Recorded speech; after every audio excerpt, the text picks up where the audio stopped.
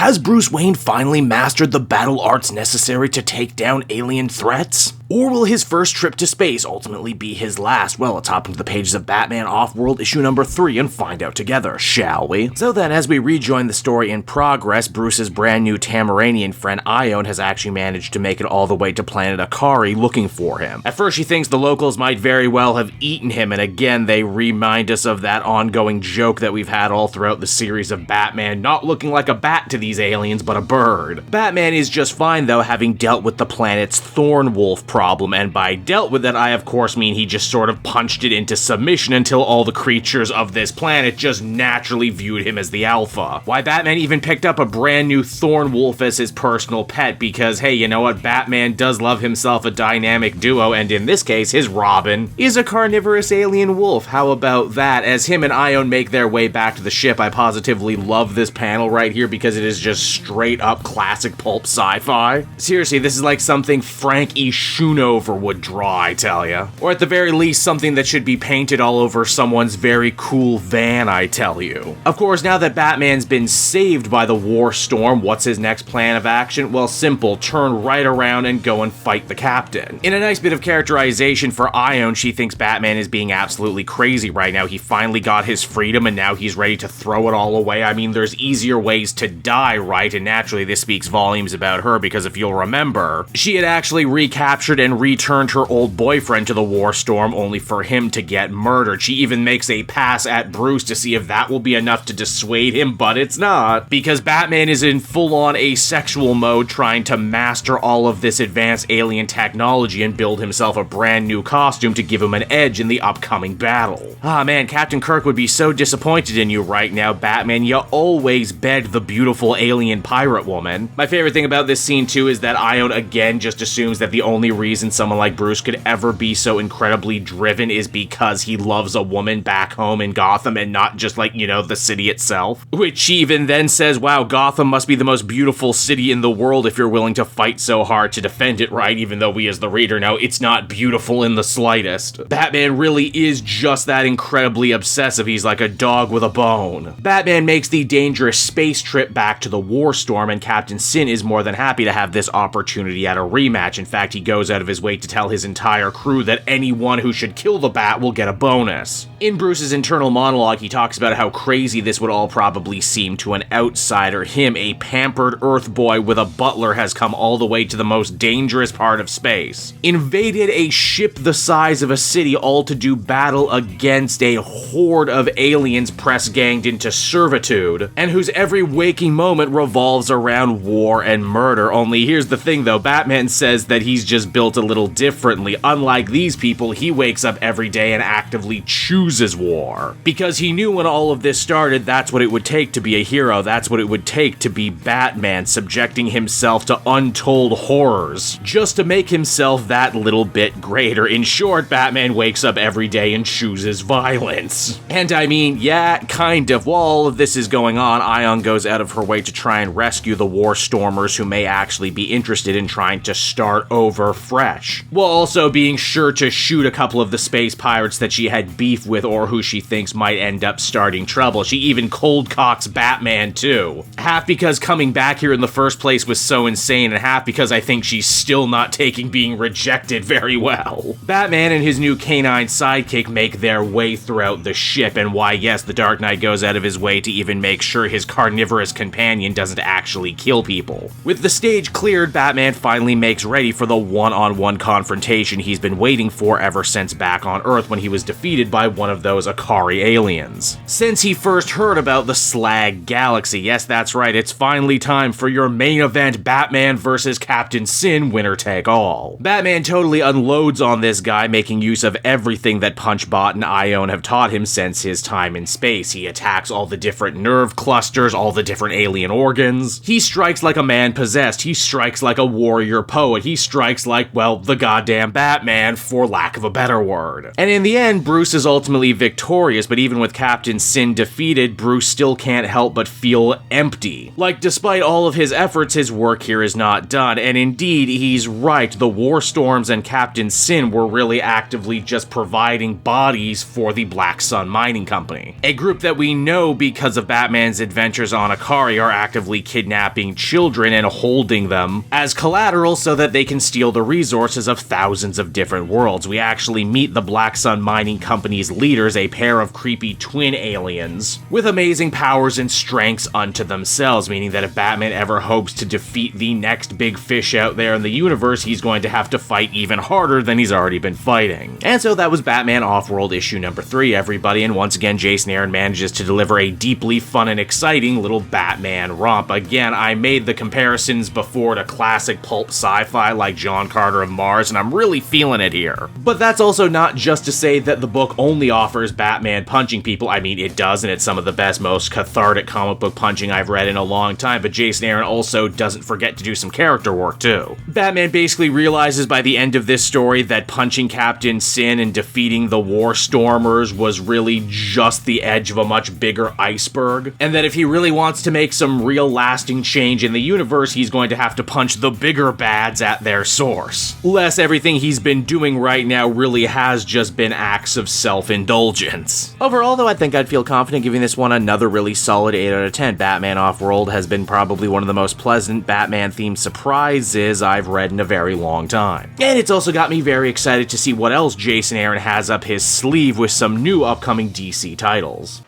Hey there everyone, it's your pal Cape Joel again, and if you're seeing my face right now, that means you watched to the end of the video, and I'll always be grateful for that. Retention helps in this crazy YouTube game, and so does becoming a patron. If you head on down to the description, you can find a link to my Patreon page. Recently just redid all the tiers, a lot of cool stuff offering up there, exclusive commentaries, exclusive polls, behind the scenes concept art for Capes and Quest. That's the brand new D&D show I've started soon. Never been a better time to become a patron. You can become a patron for as little as $1 a month and help the channel grow and, help me continue to deliver content like what you just saw. So I want to thank you all, and I will see you again next time. Bye-bye.